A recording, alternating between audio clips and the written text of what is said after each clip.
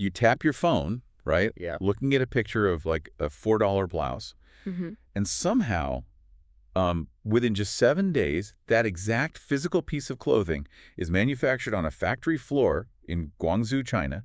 It gets loaded onto an airplane, flown across the Pacific Ocean, and then, just drops directly onto your porch in Ohio. Yeah, it feels like magic. It really does. But how is that fundamentally possible? I mean, logistically speaking. So, welcome to this deep dive, episode 11, titled 7 Days from Factory to Doorstep. Right, and today we are pulling from a really massive stack of sources to figure this out. Exactly. We've got customs estimates, analyst reconstructions, and congressional reports, and we're using all of this to map out exactly how Chinese factory-to-doorstep apps basically made the traditional retail shelves just disappear entirely. Yeah, they just deleted it. Right. And we're going to examine how Washington eventually stepped in to, slam shut the massive shipping loophole that fueled this whole surge, and what this overhaul actually means for you, the American consumer. Because the stakes here, I mean, they go far beyond just a cheap T-shirt, right? We are looking at a really foundational battle. It's speed and price versus sheer market power. Exactly. So the central mystery we need to unravel today is whether a foreign app actually managed to discipline a domestic giant like Amazon, or if they just exploited a statutory workaround to become the next giant themselves. Yeah, that's the big question. And to understand how that physical shelf vanished, we kind of have to go back to the structural foundation of it all. Right, back to the beginning. Yeah, we are heading back to a modest apartment in Hangzhou, China on June 28th, 1999. Ah, yes, 1999. That date marks the founding of Alibaba by Jack Ma and his partners. And, at the very beginning, Alibaba was essentially just a digital directory. Right, it was basically a business-to-business listing service. Exactly. Like if a foreign retail buyer wanted to find a Chinese factory to manufacture goods for their physical store, they previously had to actually fly out to a trade show. Which is incredibly inefficient. Right. So Alibaba just digitized that whole introduction process. But the model evolved pretty significantly from there, right? I mean, by 2003, they launched Taobao, which ended up dominating domestic e-commerce in China. But the real, I guess the real structural earthquake happened in 2010 with the launch of AliExpress. Oh, definitely. Because historically, an American retailer bought goods from a factory, shipped them across the ocean in bulk, and placed them on a physical shelf. Yeah, and the retailer absorbed all the massive financial risk, like the risk that those items might just sit there and never sell. Exactly. Yeah. But AliExpress basically deleted that shelf. They allowed the factory to post its own picture directly to the consumer abroad. Bypassing the traditional buyer entirely. Right. And that deletion of the middleman, that really sets the stage for Colin Huang. Because in 2015, he founds a company in Shanghai called Pinduoduo. Oh, wow. 2015. Yeah, and he introduces this C2M model, consumer to manufacturer. Yeah. Pinduoduo actually started as a team buying app on WeChat.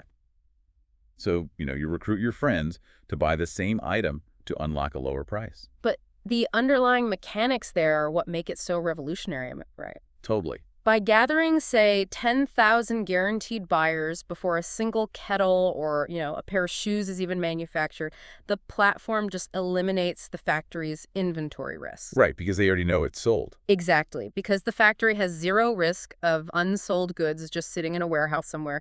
They can suddenly sell that kettle for like 60% less. Wow. The discount isn't magic, It is literally just the exact price of eliminated risk. The app aggregates the demand first and then instructs the factory exactly what to make. Which is brilliant. And the ultimate extreme of this demand-first model is Shein. Oh, for sure. Right. Founded in Nanjing in 2008, they built what is essentially known as the Guangzhou machine. They tied thousands of independent, really small workshops around Guangzhou together using their own proprietary software. And that software is the critical mechanism here. I mean, Shein doesn't just send orders to these workshops via email or something. No. Their system links directly into the factory floors. So they operate this large-scale, highly automated test and reorder machine. Right. So instead of ordering 10,000 dresses and just hoping for the best, they order a tiny batch, right? Yeah. Like maybe 100 pieces. Exactly. Just 100 pieces. And they put the picture on the app, and they just monitor the digital reaction in real time. If it sells, or honestly, even if you just look at it long enough on your screen, the software automatically pushes a reorder to the factory floor. And they demand delivery in as little as 10 days, which is crazy. It's so fast. But if the data shows no interest, the design is just instantly dropped. Right. So by late 2021, this digital feedback loop allowed them to add thousands of new styles to their app every single day. It creates just an unprecedented level of efficiency. I mean, the production line is entirely dictated by real-time digital engagement. It bypasses human guesswork entirely. It kind of reminds me of a restaurant that only cooks what you are already chewing. That is a great analogy. Right. It is remarkably efficient, but it does force us to ask a pretty difficult question about agency here. If there is no physical shelf, and they are only manufacturing the exact things we are already clicking on, who is actually deciding what gets sold? I mean, is it us, the consumers, or is it the app? Well, the app absolutely sets the menu. I mean, you feel like you are choosing from this infinite array of options, right? Oh, yeah, totally. But the platform is meticulously curating those options based on data you don't even realize you are providing. Wow. But here's the thing. The digital curation is only one half of the equation. Right. Mailing a single $4 blouse from a factory floor in China all the way to a porch in Ohio without losing money, that requires a very specific, very old logistical loophole. Yes, the loophole.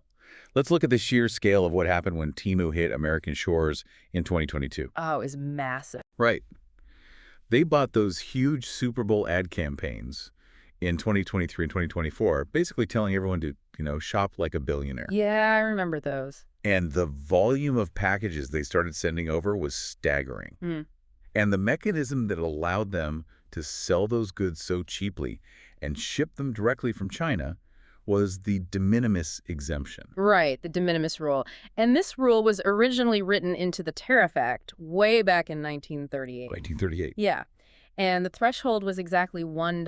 $1. And the logic was entirely practical back then. I mean, it cost customs agents more money in paperwork and manpower to collect a few pennies of tax on a $1 parcel than the tax itself was actually worth. Oh, I see. So they just let the trivial packages slide through duty-free. Exactly. But then fast forward to 1993, and that threshold was raised to $200. But the real catalyst was the Trade Facilitation and Trade Enforcement Act of 2016.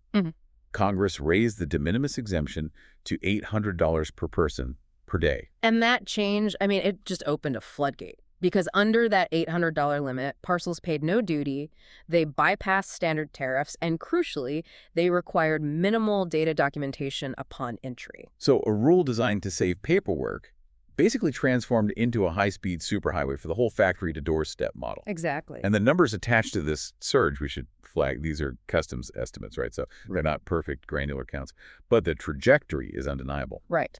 Before the 2016 change, customs processed about 139 million duty-free parcels a year. But by fiscal year 2024, that number had surged to more than 1.36 billion parcels. Billion, with a B. Yeah. That is roughly 4 million packages entering the country every single day. It's unbelievable. And a widely cited June 2023 Congressional Committee estimate actually claimed that Temu and Shein alone accounted for 30% of those daily parcels. Wow. The entire business model hinged on this frictionless border entry. But that frictionless entry abruptly ended. It really did. Because on May 2nd, 2025, an executive order ended the duty-free de minimis exemption specifically for goods coming from China and Hong Kong. And then on August 29th, 2025, a second executive order suspended the exemption for all countries globally. And the physical logistics network just broke down almost instantly. I mean, the Universal Postal Union recorded an 81% drop in U.S.-bound postal traffic in a single week. Wait. 81%. Why did the mail literally just stop? Well, foreign postal operators, they just had no system in place to collect U.S. customs duties on a $4 item, right? Oh, right. For decades, they would just hand these small bags over to the U.S. Postal Service without a second thought. Suddenly, every single low-value package required duty calculation, collection, and all this complex paperwork. Which they weren't set up for. Exactly. The infrastructure to execute that on millions of daily parcels simply did not exist. Right. Which triggered massive legal and regulatory chaos throughout 2026. Oh, total mess. Yeah, in February 2026, the Supreme Court struck down the emergency tariffs the administration had used to justify parts of the suspension. Right. Then the government quickly replaced them with a temporary 10% surcharge. And finally, by June 2026, Customs and Border Protection issued an interim rule making the suspension of the non-postal de minimis exemption indefinite. Which completely rewrote the rules of international e-commerce. Basically, the days of the duty-free factory parcel were officially over. Right. But looking at the timeline, we do have to acknowledge the opposing case here. We do. Because Congress wrote that $800 threshold into law, right?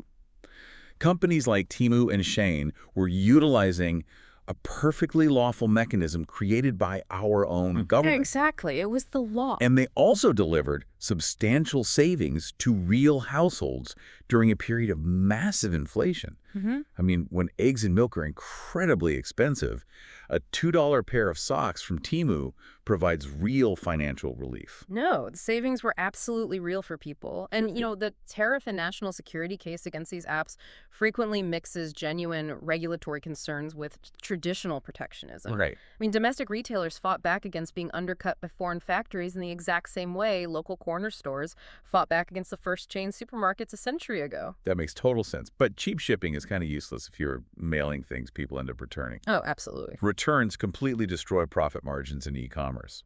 So to make this factory-to-doorstep model survive, these platforms had to guarantee a near-zero return rate. And they did that by essentially replacing the human retail buyer with a line of code. Yeah, if the factory is the new storefront, then the algorithm is definitely the new buyer. The entire system relies on highly sophisticated digital plumbing, and it starts with the tracking pixel. The tracking pixel, let's unpack that. So this is a microscopic snippet of code embedded across websites and apps. It doesn't just track what you actually buy, it watches what you linger on, what you add to your cart and abandon, and even just how you navigate a page. So it's essentially like a digital shadow, just building a comprehensive profile of your impulses. Yes, exactly. And that profile feeds directly into the creation of lookalike audiences. Okay, how does that work? Well, a platform takes a list of, say, 1,000 users who purchased a specific pair of sunglasses. The algorithm analyzes their digital shadows to identify the subtle behavioral patterns they all share. Oh, wow. Right. Then it goes out into the wider internet and finds 1 million complete strangers who exhibit those exact same behavioral patterns.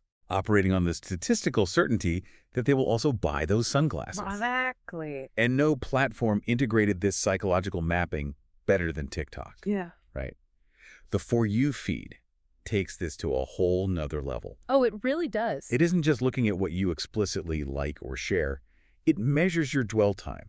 Like, if you pause your scrolling to watch a video of a kitchen gadget for an extra 2 seconds before swiping away, the algorithm registers that hesitation. It literally learns directly from your subconscious behavior. Right? And when they launched Cook Talk Shop in the U.S. in September 2023, they integrated the storefront directly into that feed.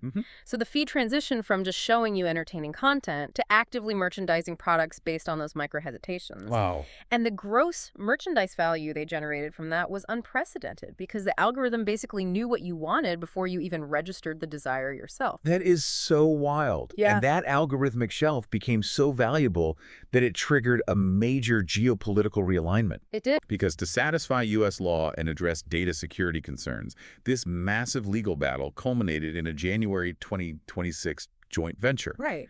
TikTok's American operations were placed under new owners, with American tech and investment firms taking significant stakes to control the U.S. data and the algorithm itself. Yeah, and alongside those geopolitical shifts, there is also the compliance landscape to consider here. Right, we should touch on that. For example, in June 2023, congressional findings regarding Temu highlighted a lack of a compliance system regarding the Uyghur Forced Labor Prevention Act, or the UFLPA. Okay. But we should be clear here. The findings describe supply chain risks and process failures. They did not describe adjudicated, proven cargo made with forced labor being seized at the border. Right, that's a crucial distinction. The core issue was really the mechanism of the business model itself. Exactly. Because they process millions of small direct-to-consumer parcels every single day, They just lack the auditing mechanisms to affirmatively prove their massive decentralized supply chains were entirely clean. Yeah, and the exact same structural problem applied to product safety, right? Consumer protection groups and foreign governments, they issued numerous findings and allegations regarding harmful chemicals or unsafe baby products on these platforms. But again, these are findings and allegations because the sheer volume of that parcel tide made traditional safety inspections at the border just mathematically impossible for customs agents to execute. You just can't check 4 million packages a day. You really can't. So we have a system built on incredibly efficient Chinese factories, Yeah. algorithmic mind reading that basically eliminates inventory risk, and a high-speed shipping loophole that has now been permanently closed. Right. So how did the reigning American giant, Amazon, respond to this massive disruption? Well, they responded with direct imitation, honestly. Really? Yeah. In November 2024, Amazon launched Amazon Haul. It was a dedicated, under $20 storefront with most items priced under $10. Oh, wow. The goods shipped directly from China and took like 1 to 2 weeks to arrive. So Amazon intentionally degraded their own famous 2-day delivery speed just to reclaim that ultra-low-cost, high-patience shopper. That's fascinating. But the truly revealing part of this story is how Temu and Shein adapted after the de minimis loophole actually closed in 2025. And since these are private divisions or foreign entities, we are relying on analyst reconstructions and prospectus snapshots for their U.S. sales figures. But basically, they couldn't rely on flying single blouses across the Pacific anymore. No, they couldn't. Facing those indefinite tariffs and the sudden loss of cheap air freight, they basically had to conform to the established laws of retail physics. Right. So they started building physical U.S. warehouses, they shifted their inventory onto massive, slow-moving cargo ships, and they aggressively recruited local American sellers to list products directly on their platforms. Wait, so they just adopted Amazon's exact playbook? Pretty much. They built physical infrastructure and pivoted to third-party seller networks. That is wild. But the absolute peak of this retail evolution actually came from Pinduoduo, Temu's parent company, in March 2026. Oh, yes. They announced Shein Pinmo, which was 100 billion yuan, so roughly $13.9 billion push into creating their own private label goods. The irony there is just profound. I mean, the platform that fundamentally disrupted the global market by deleting the physical shelf, right? Yeah. By allowing thousands of independent factories to sell directly to the world, they are now analyzing their own vast data pools to identify the most profitable items and manufacturing those products themselves. They destroyed the traditional shelf, only to build their own and stock it with their own brands. Exactly. Which brings us back to the core question of this deep dive. Did the foreign challengers actually discipline the domestic giant? Well, in the short term, yes. I mean, they definitively broke Amazon's absolute grip on the low-end discount market. They proved that a massive segment of the consumer base would gladly trade speed for extreme discounts, and they forced Amazon to launch Haul just to defend its market share. But long term, their entire structural advantage was essentially propped up by a statutory exemption from 1938. Exactly. The de minimis loophole was basically a dirt road that they paved into a 10-lane superhighway. And when the government finally closed that road, the companies that survived were the ones possessing physical warehouses, domestic sellers, and massive data pools. Right. Temu and Shein didn't destroy the giant. By being forced to build warehouses and launch private labels, they simply became the next giants. It is kind of the eternal cycle of retail history. Faster and cheaper wins the initial battle, but scale, physical infrastructure, and vertical integration, they ultimately win the war. Wow. Which leaves a final, somewhat eerie thought for you to chew on today. We started this deep dive marveling at the logistics of tapping a screen and having a physical product arrive from across the world just 7 days later. Right. But if algorithms like the For You feed are getting so incredibly precise at predicting exactly what you want, based solely on the milliseconds you hesitate while scrolling, Yeah. how far are we from a future where you don't even have to tap the screen? Oh, wow. What happens to our fundamental freedom of choice when the store knows us better than we know ourselves and the box just shows up on your porch before you even click buy? That is the perfect question to bridge into our next discussion, actually. Yeah. Because building on that exact concept, in our next deep dive titled Before You Click, we are going to explore the reality of anticipatory shipping, the logistics of Hurricane Pop-Tarts, and we will deliver our final verdict on market consolidation. You definitely won't want to miss it. Thank you for joining us today. Like and subscribe. It really helps the channel reach others.